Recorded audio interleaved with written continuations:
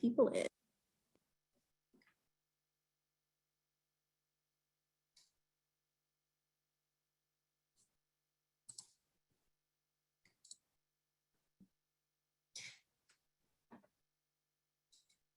Hi, everyone. Welcome. We'll get started in about a minute. We're just going to let people trickle in.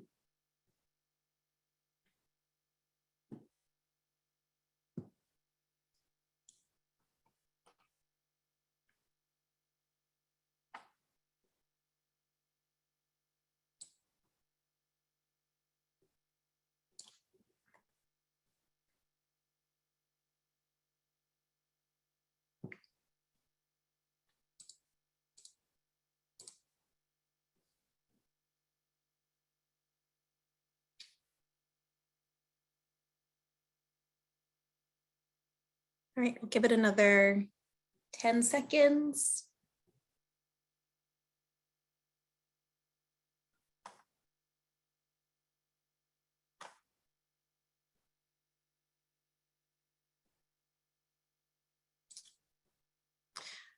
All right, so we're going to go ahead and get started. So good afternoon, everyone. Welcome to Starting and Growing a Strong Safe Routes to School program. My name is Corey Johnson. I'm from the Safe Routes Partnership. I'll be your main presenter today. So thank you so much for joining us. I have a few quick housekeeping slides to go over.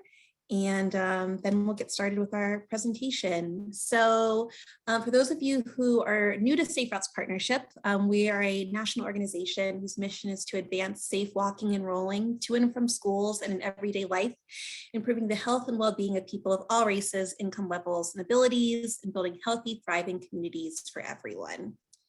And we believe that our bodies are made and designed to move, yet many of our communities were created with intentional inequities that limit mobility. And we believe that change is necessary to achieve a vision of safe, active, equitable, and healthy communities, urban, suburban, and rural, for everyone.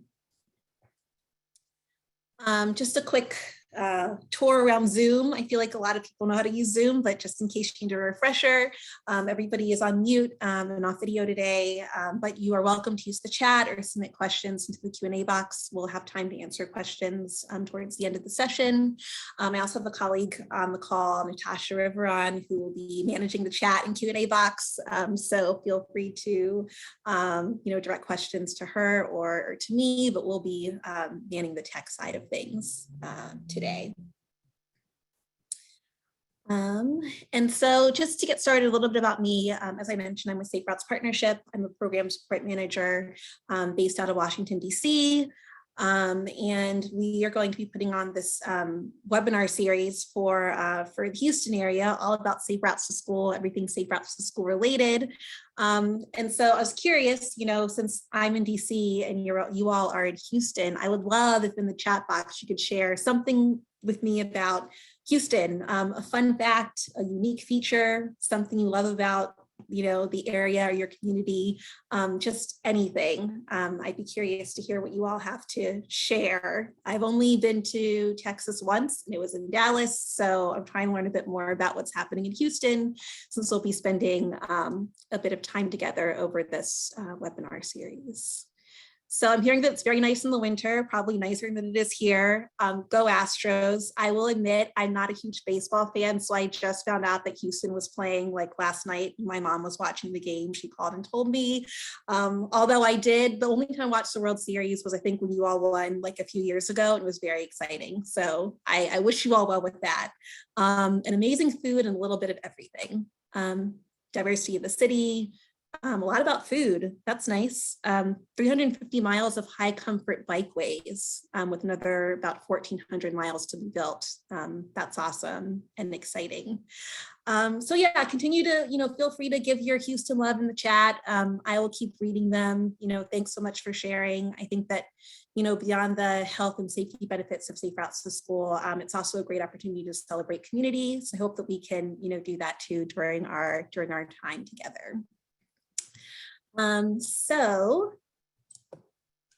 moving into our agenda for today.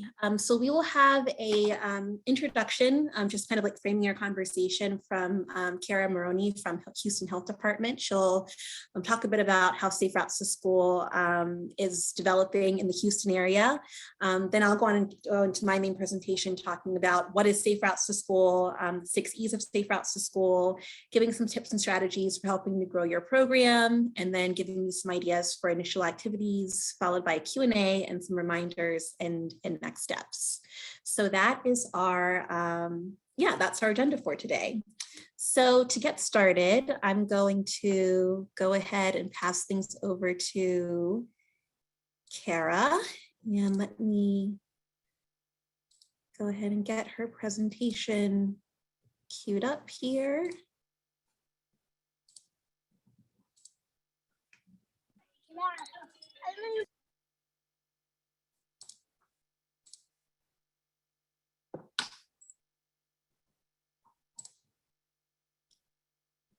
Okay, and you should be able to see her presentation. And Kara, whenever you are ready, you should be all set. Just let me know when to advance the slides.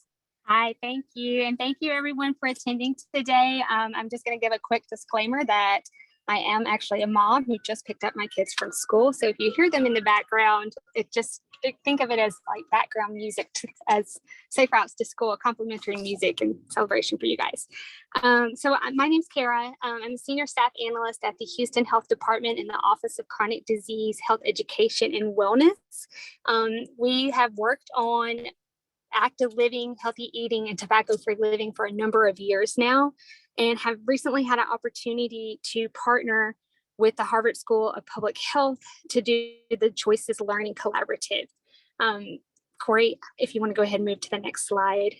I'm just going to give you guys a really, really quick overview of the Choices Learning Collaborative today, and then I want to save a lot of the time for Corey, and either after I finish talking a little bit about choices or towards the end of the webinar, I would invite our Houston Planning Department and our Precinct 1 partners if they had anything that they wanted to talk about more in line with the implementation of Safe Routes to School or what's happening in Houston as of now. I would definitely invite them to chip in and share some of that information.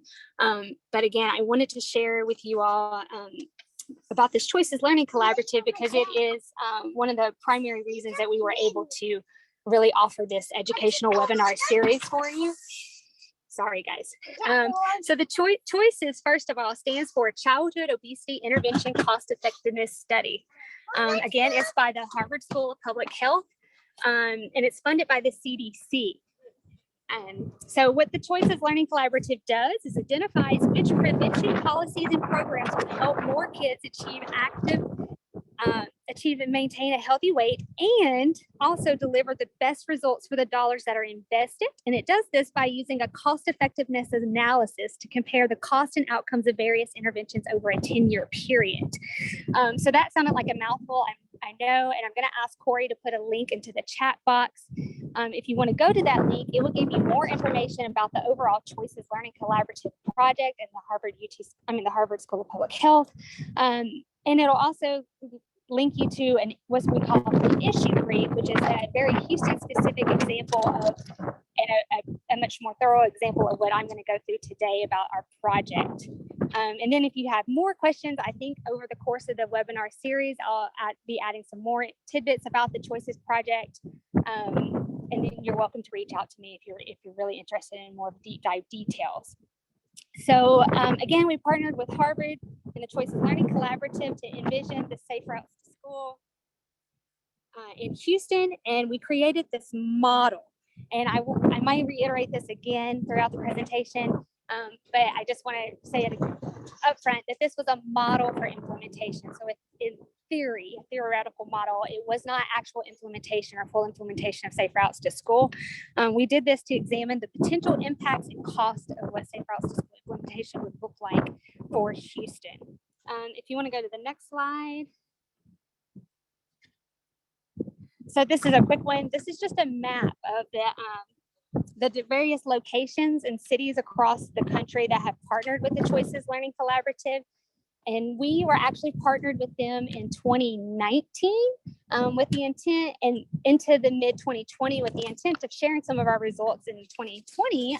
But as you all know, we had a global pandemic come about, and our health department resources were really prioritized to the response to COVID. And so we're happy to be getting back geared more to that healthy eating, active living, and tobacco-free prevention work that we so dearly love. And if you want to go to the next slide. So with the Choices Learning Collaborative, we actually looked at two different interventions. One of them was a healthy eating intervention. It was called SNAP HIP, which is Supplemental Nutrition Assistance Program, and Healthy Incentives Program. And then what we're talking about today was Safe Routes to School. So we know that there are many effective strategies that can reduce future obesity over the course of life. And we know that we're going to have to do a number of them to make a dent in obesity reduction. We know that there's not really a silver bullet. And so why did we choose these two strategies? Well, they, out of all of the menu of options that the Choices team had, they had about 30 different options. These were the two strategies that most best aligned with our Houston CHIP, which is our Community Health Improvement Plan, and with our Office of Chronic Disease Health Education and Wellness Strategic Plan. These strategies were discussed with our Go Healthy Houston Task Force, which is a mayoral created task force or coalition focused on obesity and chronic disease prevention. And then we also thought that these interventions really suited some of our key partners in chronic disease prevention as well.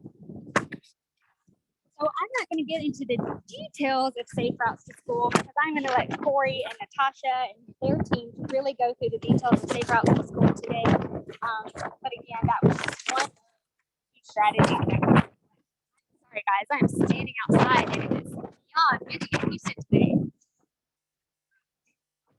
If you want to go to the next slide. So why physical activity? So I know that people from Houston know some of this, but for all of you out there joining us, 74% of adults in Houston are overweight or obese. And Houston's home to over 2 million children. Out of those 2 million children, 34% of the Houston area children 12 and over are overweight or obese. 50% of children in Harris County are low-income households. 68% of high schoolers and 58% of middle schoolers do not reach the target 60 minutes of physical activity a day. And then in Harris County, we only have 14 acres of parks or green space per 100 residents, which is below the national standard, which is 20 acres per 100 residents. So again, as I mentioned before, there are multiple interventions that will help with obesity prevention. These are two that we looked at, and specifically Safe Routes to School is what we'll talk about today. Next slide. So just to give you a little bit more context about the model, so we looked at the Houston Independent School District, or HISD, in particular, and we were looking at grades K through 8 that have not yet implemented Safe Routes to School. We assumed at the time, because the planning department was a key partner in this project with us, that Safe Routes to School would be implemented and had a lot of promise to be implemented as part of Houston's Vision Zero initiative, which was getting off the ground right at the same time as we were working through this modeling process with the Choices program.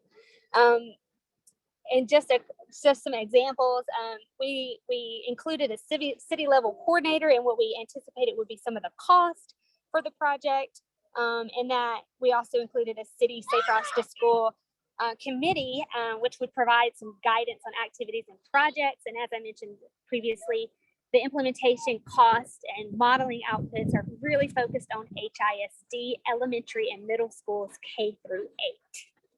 So any of the outcomes or impacts that we look at, those are the target populations that those are relevant for. So again, as I said, I'm just wanting to give you like a quick snapshot today. If you want more details, you can feel free to reach out to me. Look at that issue brief as well. Corey, if you want to, oh, I'm sorry, you already went for me. Great, this is the slide I need. So I'm going to jump right past all of the work that we did. We had a lot of really great partners that helped us to gather data and input to make the model as specific to Houston as possible.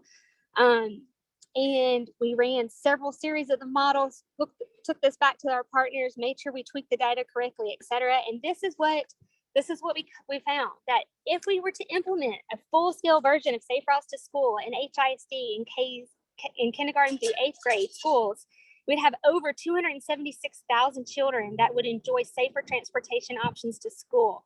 15,500 more children would either walk or bike to school. Children who walk or bike to school would get an extra 48 minutes of physical activity per week. So we know that kids need at least 60 minutes of physical activity per day. And this is why Safe Routes to School is such an important thing for us in chronic disease prevention, because it is a key factor in helping to provide that physical activity that so many children are not getting, adults as well. And so the overall cost savings is $4.5 million, and 70% of the cost savings from this project would go directly to families that have to drive less. And I'll say a little caveat here that much of the cost savings is societal cost savings and thinking about people's time, mileage, et cetera. So, and then that last one there, reduce the injury rate of school age pedestrians and cyclists by 44%. And next to obesity, you know, that one is one of those really key factors as well. And that's why it matches so well with Vision Zero. All right, if you want to go to the next slide. This slide is that infographic there, just kind of shows you an example. If you pull up the issue brief,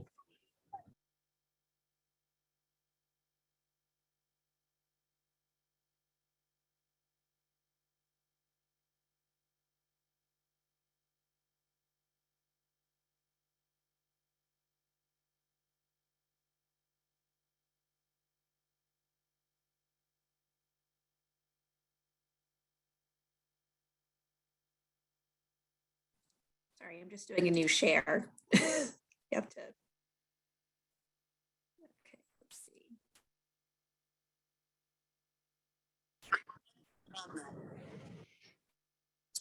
hi, Corey, can you guys hear me again? Hopefully Sorry, you all can see the issue brief.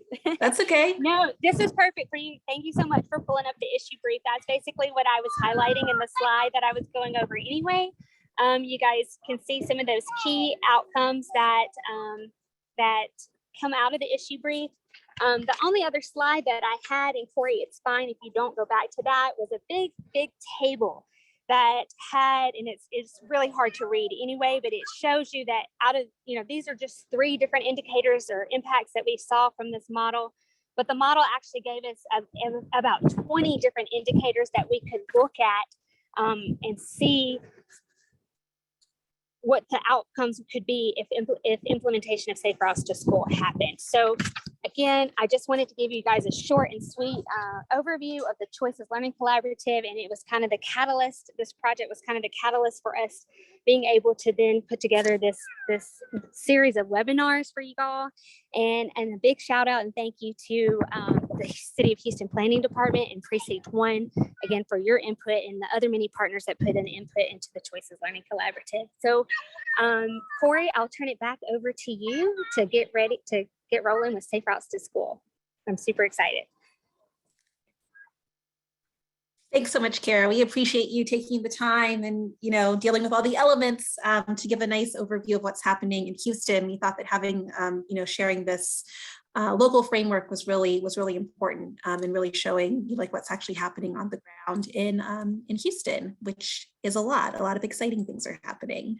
So I'm going to go ahead and reshare my screen again and get us starting to talk a bit about Safe Routes to School in general. So let me go ahead and do another screen share. And hopefully you all will be able to see where I am. Okay, great. And I also forgot to mention at the top of our session that we are recording this webinar today, and we'll be sending out the presentation slides and any additional materials. So don't worry about having to take furious notes. We'll send everything out in a follow-up email. So please keep an eye out for that. And as I mentioned before, you can also submit questions in the Q&A box or the chat box, which Natasha will be helping to manage. So I just wanted to start first by talking about what is Safe Routes to School. And Kara did a great job of kind of introducing this program and why it's important. So Safe Routes to School, it's a movement and a program to make school travel, including walking, biking, and scooting, safe, convenient, and fun for children of all genders, races, and abilities. So it's a pretty simple way to, increase kids' physical activity, improve health, help them be more focused when they arrive at school. And it's a movement that really gives, and a program that gives students, staff, parents, and community advocates a chance to champion safe and active travel for youth. Safe Routes to School has been implemented in the United States for over 15 years and has been through a rigorous evaluation process that identified Safe Routes to School as an effective strategy to improve health and safety outcomes for children of all ages. Safe Routes to School's influence in the community can also vary widely from something like, funding construction of a missing piece of sidewalk, to something as impactful as a walk to school, walking school bus program or walk to school day program. So the entire community really benefits from Safe Routes to School. So I wanted to do a quick poll and ask everybody here, how did you get to school when you were growing up?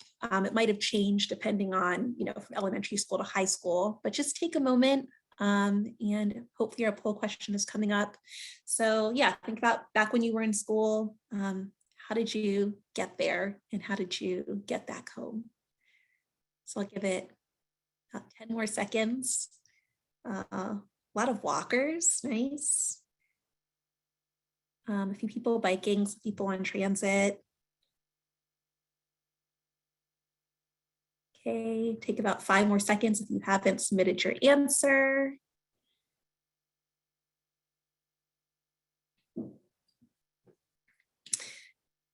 All right, so we're gonna go ahead and close out our poll and share our results. So it seems like there are a lot of people who were walking, driving, some people on transit, a few people biking, a few said other, no carpools. But yeah, I just wanted to get a sense of, how people on the call today used to get to school. And I asked this because, there we go. So basically, we know that school travel trends have changed over the years. So, in 1969, nearly 50% of all kids walked or biked to school. And today that's just 13%. So champions in local communities around the country are also working at the state and national level to, really kind of reverse these trends. And even now, like with the pandemic going on, we've seen a lot more students who are being driven to school, who might have taken the bus previously or walked, both due to, safety concerns and also the bus driver shortage, which seems to have, hit communities across the country in a really serious way. So a lot more students are being driven to school. And so, we hope that with Safe Routes to School that, seeing that there's this dramatic drop in children walking or biking, Safe Routes to School can kind of, again, help reverse some of those trends. As Kara mentioned in her presentation, there are a lot of health concerns as well. So a third of children are obese or overweight or obese, triple the rate of a generation ago. Family car trips making up to 14% of morning congestion. And again, that's becoming an even bigger issue during the pandemic. And also motor vehicle injuries are the biggest source of fatalities for children, whether as passengers on foot or on bicycle. And so, we believe that Safe Routes to School is one solution to some of these, concerns and issues that we're seeing. And, the great news is that there have been studies that have been done that have shown that Safe Routes to School actually works. So Safe Routes to School programs lead to an increase, to a 35 to 45% increase in walking and biking to school. There's also a major decrease in pedestrian injuries near a school building or campus. And kids who walk or bike are also more physically active, fitter, and have lower BMIs than kids who are driven to school. Safe Routes to Schools also improved infrastructure around school buildings. Like I mentioned, things like, sidewalks and crosswalks are things that benefit both the school community and the actual community and neighborhood around where the school building is. And just a few other benefits of Safe Routes to School. Again, community connectedness, climate benefits like cleaner air, less car emissions, better academic performance, traffic safety benefits, safety from crime by having students walk to school in groups, or having better lighting or better street design. There's school transportation fixes. So again, limiting the amount of bus drivers that you might need, or limiting the amount of congestion during arrival and drop off. Cost savings, which Kara also mentioned, not having to spend money on gas and using your car. And also saving money on busing, and then just also healthier students overall. So, better health, stronger bones, muscles, joints, and the reduced risk of chronic disease, diabetes, and obesity from that extra physical activity. So I'm going to go a little bit into how Safe Routes to School programs are organized. So at a local level, Safe Routes to School programs are organized by cities, counties, schools, or school districts, sometimes organized by community organizations. And these are programs that can serve one school or many schools throughout an entire community. And then there's a state level, and Safe Routes to School programs are usually administered by a state Department of Transportation. So in this case, it could be TxDOT. And that program can provide resources to help support local programs. And grant funding is also a part of that. So beyond the resources that Kara mentioned, which we'll also be emailing out after the presentation, there are a few other Texas-based or Houston Safe Routes to School resources. Like Texas has a great Safe Routes to School handbook and also a Safe Cyclist curriculum. If you have any other resources that you all have been using in your organizations or agencies, feel free to add them to the chat, and I can also send them out after we wrap up our session today. So I wanted to pause for a moment just to see if there are any questions or things that came into the chat about Safe Routes to School. And if not, we will just keep on going. You can always keep your questions for the end. Someone asked the question, does transit mean school bus? So when we talk about transit, we're thinking about like public transportation. So it could be subway, metro, city bus, county bus. For example, here in DC, we don't have a yellow school bus system. Like kids don't take the regular, yellow school buses that you see around. They take metro, or I'll take the city bus, unless it's a student with disabilities. So when we talk about transit, we're talking about public transportation. Good question. Okay, so I'm going to keep on moving us along. So now we're going to talk about the basic framework of a Safe Routes to School program, which is known as the 6 E's. So a comprehensive Safe Routes to School initiative has been shown to be most effective when at both increasing physical activity and improving safety, when all 6 E's, all 6 program elements are activated. And the 6 E's of Safe Routes to School are engagement, equity, encouragement, engineering, education, and evaluation. And as I just mentioned, the most effective approach in incorporating all this, the most effective approach for a Safe Routes to School program is incorporating all of the 6 E's into your program. This doesn't necessarily mean that you have to approach them all equally. For example, there are some programs that are really heavy on engineering. That's like here in DC, a lot of our Safe Routes to Schools around improving infrastructure. Other programs really big into education or encouragement or engagement. So it's really just about what fits best with your community and what and what you think people need the most. Just a quick run through of what each of the E's means and stands for. So engagement is a really big part of Safe Routes to School. And basically, we just believe that Safe Routes to School programs should begin by listening to students, families, community members, teachers, school staff, and really working together to build intentional, ongoing engagement opportunities into the program structure. So just talking with people, getting to know people, figuring out, what do people need? What do people care about? What do people prioritize? That's a big part of Safe Routes to School. Next is equity. So ensuring that Safe Routes to School initiatives are benefiting all demographic groups with particular attention to ensuring safe, healthy, and fair outcomes for low-income students, students of color, students of all genders, students with disabilities. And, equity is also about creating a sense of belonging and a sense of community. It's about opening up spaces for us to connect with each other, making sure that Safe Routes programs, really include everyone, and also paying attention to the students who or voices that are underrepresented. So who don't you see, being involved or participating, and in designing a program with those people in mind. Next is engineering, which is another big component of Safe Routes to School. Like you want to encourage walking and biking, but if the infrastructure is not that safely, then it's kind of hard to tell people to, send your child to school walking on a street without sidewalks, for example. So engineering is really creating physical improvements to streets and neighborhoods that make walking and biking safer, more comfortable, and more convenient.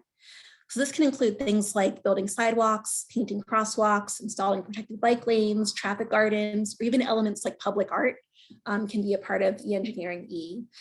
Students and families and staff can also play a part in creating physical improvements by participating in walk audits, road safety assessments, and even weighing in on different design elements. And in a later webinar, we're going to talk a lot about engineering and how that relates to Safe Routes to School, and give you all some strategies for what that can look like. Next is encouragement. So generating enthusiasm and increasing walking and biking for students through events, activities, and programs. Things like Walk to School Day, Bike to School Day, bike rodeos, walking and biking campaigns. All of those things help encourage people to continue to walk and bike. This is a photo from our recent Walk to School Day in Maryland a few weeks ago. It was totally pouring outside that morning, but people were so excited to come out and walk to school and celebrate this day. So this is a nice, fun, kind of like marquee Safe Routes to School event, Walk to School Day. Next is education. So providing students in the community with the skills to walk and bike safely, educating them about the benefits of walking and biking, and teaching them about the broad range of transportation options. So you can walk, you can bike, you can ride your scooter, you can take transit and walk. There are lots of different ways to get to school, and we want to make sure that students and families know how to do that safely. So that education piece is really important. These are photos of students who are learning how to ride balance bikes on a little traffic guarding course. And then lastly, there's evaluation. So figuring out, okay, we did all these wonderful things. What worked? What did not work? What do we need to change? And constantly figuring out, how to grow and improve your program and make sure that it's actually working for the people who you want it to work for. So those are the 6 E's of Safe Routes to School. And like I said, in future webinars, we'll go more in depth into each of the 6 E's and provide some specific examples and strategies for what each one looks like. I'm going to pause again here and see if there are any questions. And thank you all for looking into answering some of the questions in the chat box as well. We get a few questions about busing, which I see have been answered. Anything else? And I can also, I'll be saving the chat as well. So if there's anybody else who wants to follow up with additional materials or Houston specific information, please feel free to drop them in the chat, and we'll make sure that we follow up with you after the webinar. And thanks for those of you who've been able to answer questions. That's helpful. Okay, so next, we're going to talk about, how to grow and develop your program. So I think that operationalizing a Safe Routes to School program is really important. It helps kind of put you on a trajectory of growth and strength. And so I'll cover, what makes a strong program, the stages that you kind of go through to get to that program, and the components that you need to look for to really, sustain your program over a long period of time. So when we think about developing and growing a Safe Routes to School program, we kind of use this analogy of a tree. So thinking about, kind of having your little seedling first, and then you grow some branches, and then you become, a healthy tree. And then the last stage is really reaching maturity. So you have that program that's, institutionalized and sustainable for the long term. So at the start of your program, this is like, kind of like that initial planning stage, which you all might be in now, I guess, in Houston. So starting with setting some goals, it's always great to have those initial goals in mind. So some programs feel like they need to like address infrastructure right away. Like I mentioned, if you want kids to walk, they need sidewalks and safe infrastructure. Other programs like to start by doing some encouragement activities, like having a walk to school day event or bike to school day. So whatever you all decide, will be up to you and the communities that you're working with. And then making those initial plans, thinking about, who's going to take the lead? Will there be a safe routes to school coordinator? Will there be a task force? How will this program really operate? And then also kicking off some education and encouragement activities. So you could always just have a walk to school day or walking Wednesdays. Those are pretty popular. So you don't even necessarily have to have, all these things in place to like try out and dabble in a few education or encouragement activities. And then also beginning developing relationships with key partners. So, who are the local, bike and ped organizations, the school district, your local agencies, the planning department, health department, transportation department, really kind of seeing who the key players are in the Safe Routes to School program. And then also making opportunistic infrastructure improvements. So what are those little things you can do maybe quickly or without a whole lot of money that can really help improve infrastructure as you kind of start to begin your program, and then from there you just keep it moving. So as you go into, growing your branches, you start to engage more community members, creating a Safe Routes to School task force. So those people who are, really, might be invested on a deeper level, who kind of want to help take the reins in some of that planning process, and then developing an action plan. And, actually some communities start at this stage. Sometimes they get a grant to do Safe Routes to School. And so they might start their program, by engaging community members and creating that task force and then developing an action plan. So you can kind of start depending on, what situation makes sense for your community and your situation.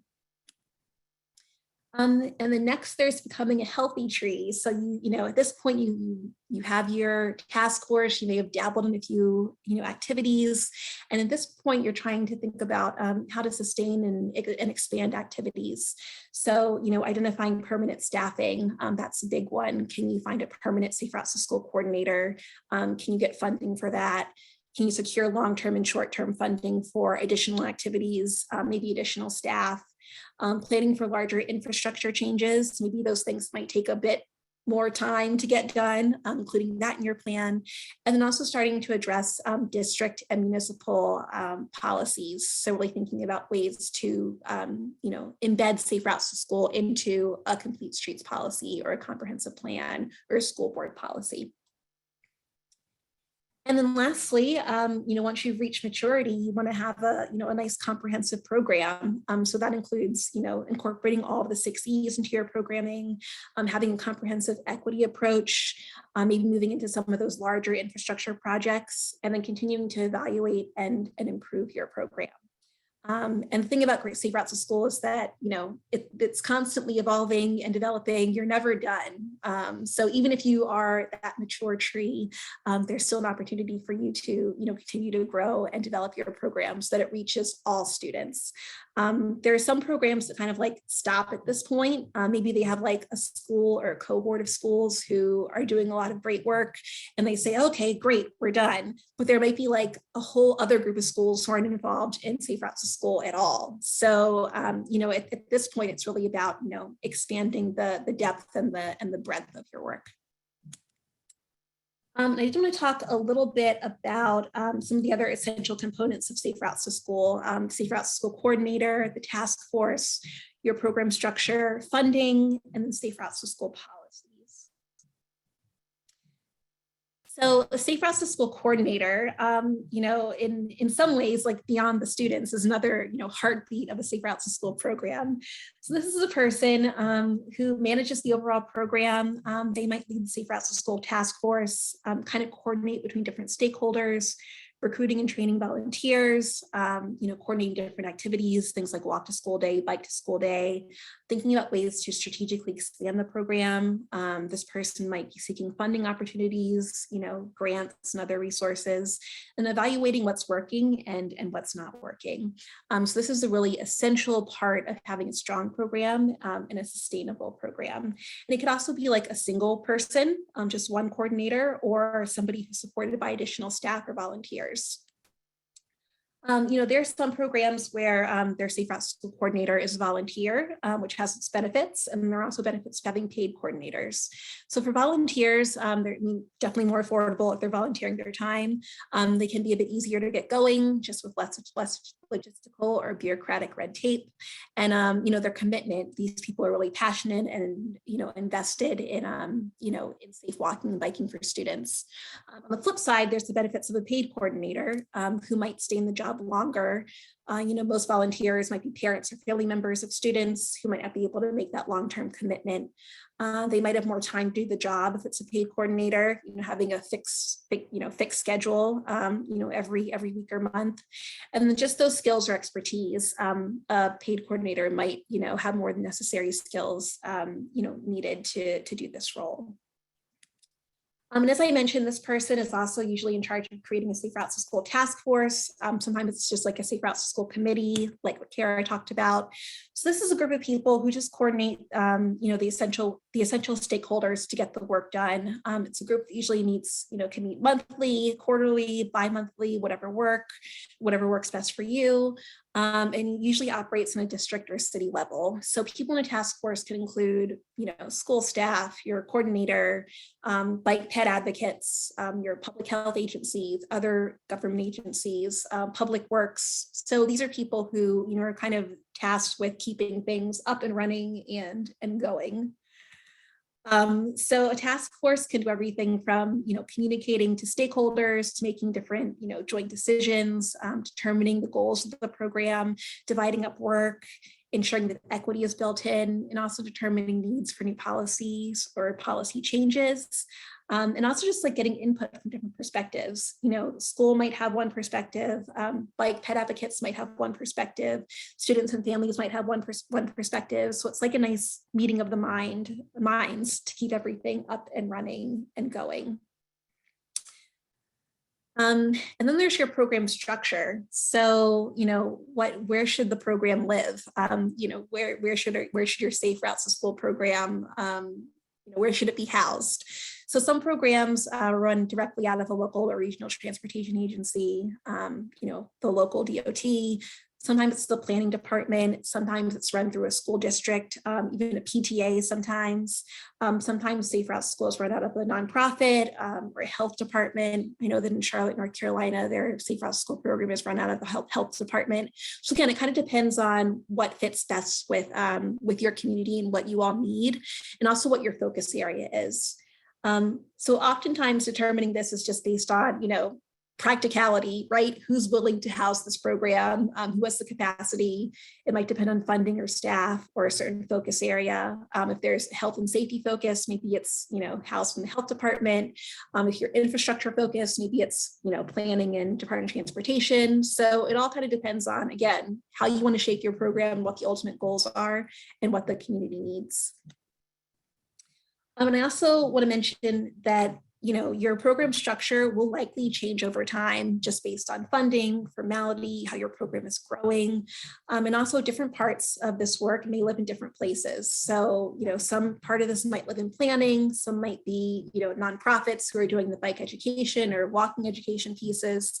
So there are lots of different ways to kind of put your program together, again, based on what you need and what makes the most sense. And there's funding, which is always the big question, like, how do we pay for all of this? So, funding is needed for obviously staff salaries, infrastructure improvements, incentives, just expenses for activities, and just general operations. So, if a program is going to be operating, it needs funding. And where does this funding come from? So, sometimes it just comes from a lot of volunteer time. Honestly, a lot of Safe Routes to School programs have great volunteers who are invested and committed and who, are very generous with their time. There's also, health funds, state or CDC, state or, federal CDC grants, local healthcare foundation grants, business sponsorships. Sometimes, businesses will do helmet giveaways or bike giveaways, just regular general funds, and then transportation funds. So, state Safe Routes to School grants or local transportation measures. And then also just thinking about, pooling your partnerships and leveraging those resources. So can you partner with a Safe Kids Coalition or Parks and Rec or PTA or a local organization or a sports team? Even arts organizations have been involved in Safe Routes to School projects. So that's another way to kind of, join forces, pool resources, and help to fund your program. So if you have any other potential partnerships, please feel free to add these into the chat or any other ideas about funding. We'll talk about that a bit more too on later webinars. And lastly, then I'll stop talking for a moment, our Safe Routes to School policies. So it's really important when we think about Safe Routes to School policies, to think about how, institutionalizing Safe Routes to School is essential for long-term change. So a policy is basically just a written law or practice that is binding and applies broadly. So you can incorporate Safe Routes to School policies into, school board policies, a Safe Routes to School resolution, a complete streets policy, or a comprehensive plan. And so thinking about, incorporating Safe Routes to School policies into your program is really important. And again, is a crucial part of having a long-term sustainable program. So getting it down, on paper as a law or a rule is a really key part of sustaining and having a mature program. And we have a bunch more resources and ideas about building a Safe Routes to School program in our toolkit called Building Blocks, which a lot of this information is from. So I'll be sure to share that out after this session as well.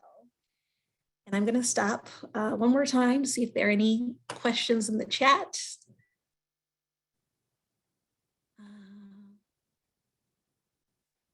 Let's see.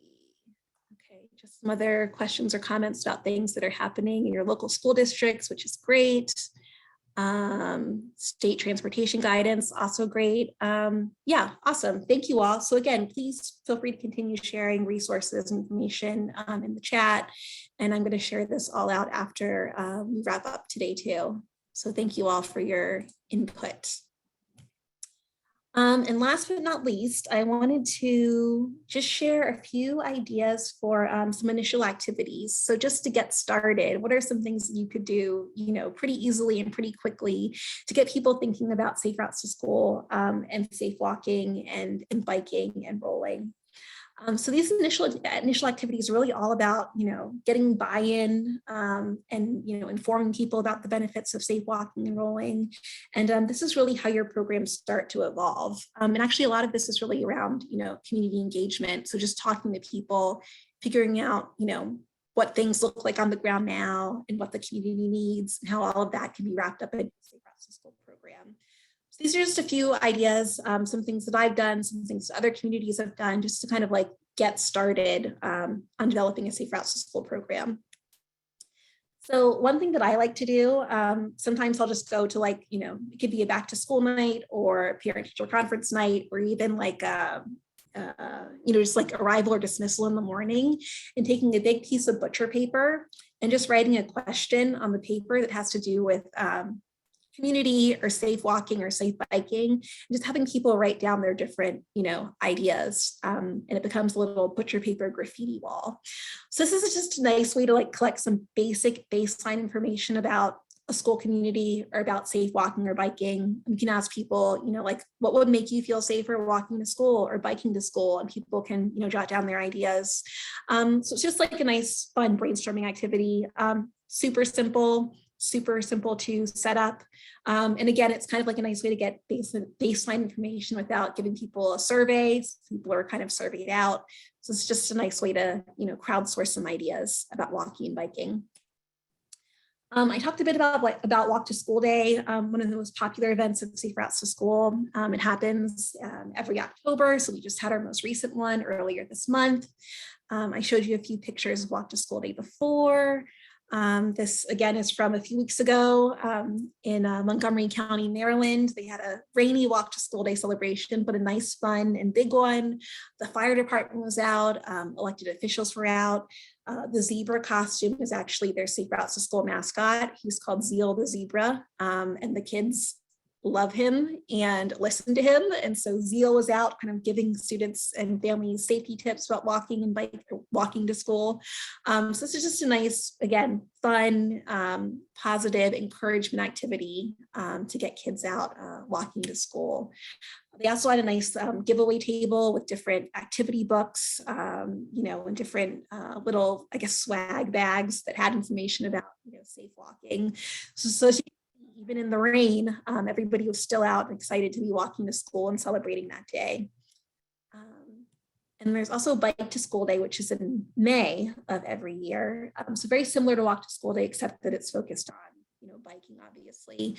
There are some programs that do bike rodeos during Bike to School Day, different bike skills courses, giving away helmets, anything that relates to safe biking. So with that coming up in May, that could be something that you all, might want to think about trying out a little bit in your area. Then there are also walking school bus programs. So walking school bus is just a group walk along a designated bus route, quote unquote route. So it's usually led by adults, volunteers or staff, and helps take the burden off of individual parents to get their students to school. So basically, kids stand along, the route, and the walking school bus comes and picks them up, just like how a regular school bus would, and all the students walk to school together. So this is a great way to, reduce tardiness and absences if everybody's, kind of walking to school at the same time. There's a set schedule. You can incorporate safety education into your walking school bus program. And it's another way just to get kids who are, kids out walking to school as opposed to being driven or, always riding the bus. There's actually a group in Pryor Creek, Oklahoma, who had high school students leave their walking school bus. So the students received training from local experts, city staff from the school district in Cherokee Nation. And so they were the ones who, started up their walking school bus program. So again, it's a great way to just, involve different community members, different students, and just a way to kind of, encourage walking and biking and really build that sense of, community within the neighborhood. There are also bike rodeos, which are a really fun way to help students build bike skills in a safe and controlled environment. Some schools have, fleets of bikes that they can use that either live on site or that kind of travel to different schools in a trailer. You might have a group of students, who are interested in learning how to ride bikes, and you go out and you do a bike rodeo. It can be led by you or a local, bike organization or, trained cyclists to kind of know how to teach kids about, bike, riding a bike and bike safety. This is a picture of pre-K students here in DC learning how to ride a bike on a traffic guarding course at their elementary school. So we did a little bike rodeo, which was a lot of fun. There are also safety awareness demonstrations. So this was actually started by a community member here in DC who realized that there was no safe crossing for students to use when they're trying to get to the school building. And so she gathered a bunch of community partners together, and the students have a student safety patrol. And so she wanted to have a safety demonstration to really show that, this crossing isn't safe. We need, another signal and a crosswalk.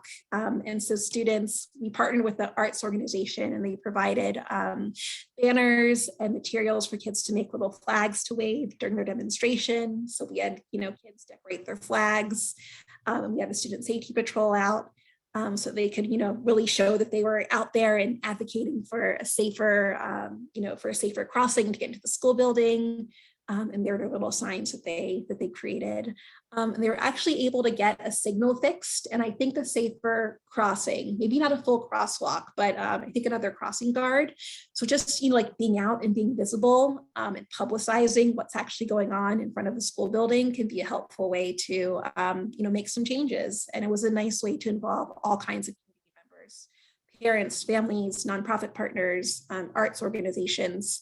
So that was a nice demonstration.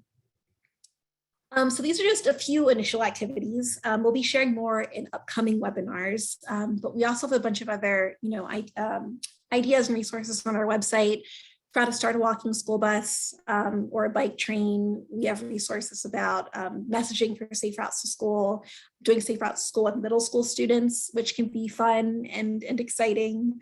And then also how to conduct a walk audit for safe routes to school, which we'll also talk about in upcoming trainings. And we also have a bunch of, huge webinar archive with all kinds of, information about different safe routes to school topics. If you want to take a look at our resource bank and watch a past webinar, those are available as well.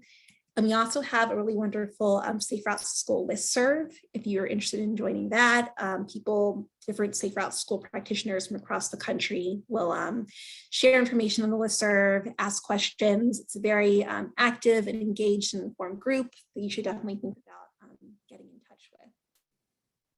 So that is it for me for the moment. So I'm going to turn my video back on and see what's happening in the chat, see if there are any questions before we wrap up today.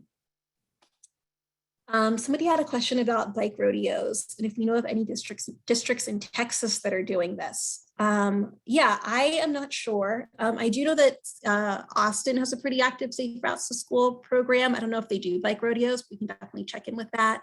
But if you're curious about how to start one or what they look like, we can definitely talk a bit more about how to get that up and running. They're definitely a lot of fun. Any other questions before we wrap up, or any comments from Kara or anybody else, some of our agency folks who are on today? Just going through to make sure I didn't miss anything. Thank you, Corey, for a great presentation and sharing all this awesome information. I don't know if Amar or David or Brian are on the line, but if you guys are and you have anything, or Fernando, if you want to add anything.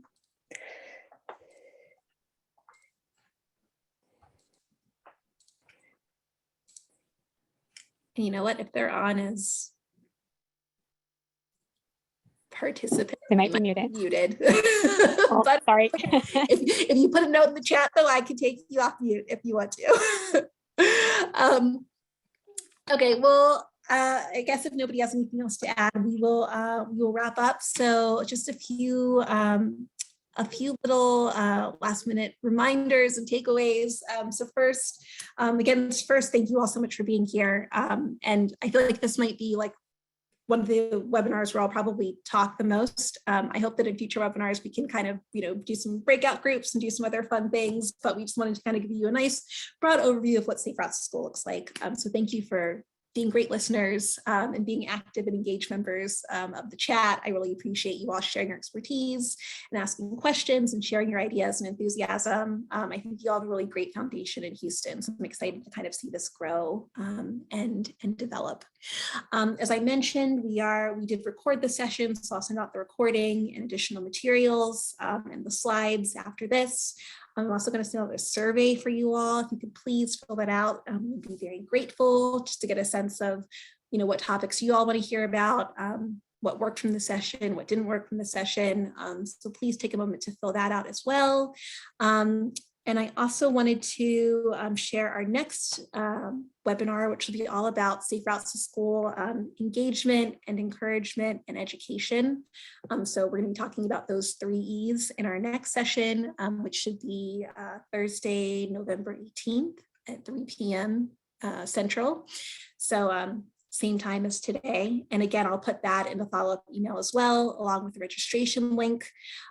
Also, if there's anybody who's on the call today who might want to present something about Safe Routes to School or walking or biking, something that you're working on, something your organization is working on, we love to have different presenters so that you just don't have to listen to my voice for the whole time. So if you're interested in sharing something about your work, please feel free to reach out to me. We'd love to, kind of get that local context as a part of our training series as well. So I'm going to do one last check on the chat, see if there's anything else that I missed. Looks like there's a temporary traffic playground with duct tape. That sounds awesome. I'd love to see photos of that. Yeah, I know that people have done temporary projects, and creating a permanent one is definitely a larger journey, but definitely doable. Here in DC, we just got, I think 2 elementary schools got traffic gardens over the past few years through a grant program. And they're the first ones in the city. So it can be done. If you have any traffic garden questions, please feel free to reach out to me. There's also the Safe Routes to School program that's being developed in Acres Homes. So that's something that's local for you all as well. And as that program develops, we'll also share information about that. That's super exciting. So we'll keep you all updated on all of the Houston Safe Routes to School happenings. So I think that's it for now. I'm going to go ahead and drop the survey link in the chat box just so that you all have it. And I'll also send it out again after this webinar, along with the recording and the presentation slides. So there is our survey link. And again, thank you all so much for your time and participation. We hope to see you all next time on Thursday, November 18th, 3 p.m. Central. And if you have any other questions, feel free to reach out and I will be in touch with the follow-up email. Thank you all so much and enjoy the rest of your day.